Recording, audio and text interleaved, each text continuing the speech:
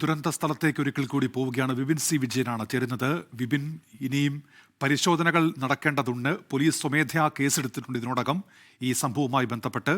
Magisterial തല അന്വേഷണം എന്ന് കളക്ടർ പ്രഖ്യാപിച്ചിട്ടുണ്ട്. എങ്ങനെ ഈ സ്ഫോടനമുണ്ടായി എന്നുള്ളതാണല്ലോ ഇനി അറിയേണ്ടത് വിപിൻ.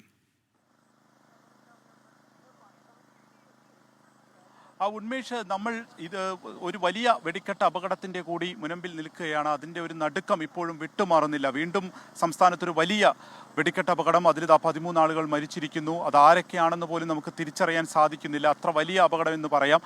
ഇനിയിപ്പോൾ അറിയേണ്ടത് എങ്ങനെ ഈ ഒരു അപകടം ഉണ്ടായി എന്നതിനെ സംബന്ധിച്ചിട്ടാണ്. അത് ചൂട് കൊണ്ടാണ് എന്നുള്ളത് ഇവിടെ നിന്നും രക്ഷപ്പെട്ടിട്ടുള്ള ആൾ പറയുന്നത് നമ്മൾ നേരത്തെ കേട്ടു. പക്ഷേ അത് തന്നെയാണോ കാരണമല്ല മറ്റെന്തെങ്കിലും കാരണമുണ്ടോ എന്നുള്ളത് കൂടിയാണ്. പോലീസ് സ്വമേധയാ ഇത് കേസെടുത്തിട്ടുണ്ട്. പോലീസിൻ്റെ അന്വേഷണം അത് ഒരു വഴിക്ക് നടക്കുകയും ചെയ്യും. മറ്റൊന്നുള്ളത് മജിസ്റ്റീരിയൽ അന്വേഷണത്തിന് ജില്ലാ കളക്ടർ പ്രഖ്യാപിച്ചിരിക്കുന്നു. RDO ഈ കേസ് അന്വേഷിക്കും എന്നുള്ളത് കൂടിയാണ് പറഞ്ഞിരിക്കുന്നത്. അപ്പോൾ സ്വമേധയാ കേസെടുത്തുകൊണ്ട് ഉള്ള അന്വേഷണം പോലീസിൻ്റെ ഭാഗത്തുനിന്നും മജിസ്റ്റീരിയൽ അന്വേഷണം മറ്റു ഇപ്പോൾ RDOൻ്റെ ഭാഗത്തു നിന്നും നടക്കും. അങ്ങനെ 2 തരത്തിലായിരിക്കും ഈ ഇതുമായി ബന്ധപ്പെട്ടുള്ള ഒരു അന്വേഷണം ഉണ്ടാവുക. ലൈസൻസി സതീശനാണ്. അദ്ദേഹം ഏകദേശം 90% പൊള്ളലേറ്റ് ഇപ്പോൾ ആശുപത്രിയിൽ ചികിത്സയിലാണ്.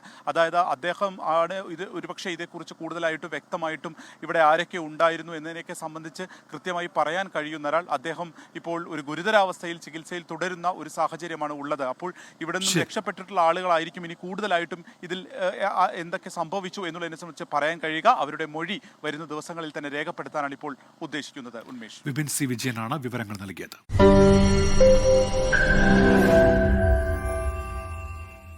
ലോകത്തെവിടെയായാലും ഏത് സമയത്തും 24 വാർത്തകളും ഓഗ്മെന്റഡ് റിയാലിറ്റി പാക്കേജുകളും എക്സ്പ്ലെയിനറുകളും വിശദമായി കാണാൻ ഞങ്ങളുടെ YouTube ചാനൽ നിങ്ങൾക്ക് സബ്സ്ക്രൈബ് ചെയ്യാം.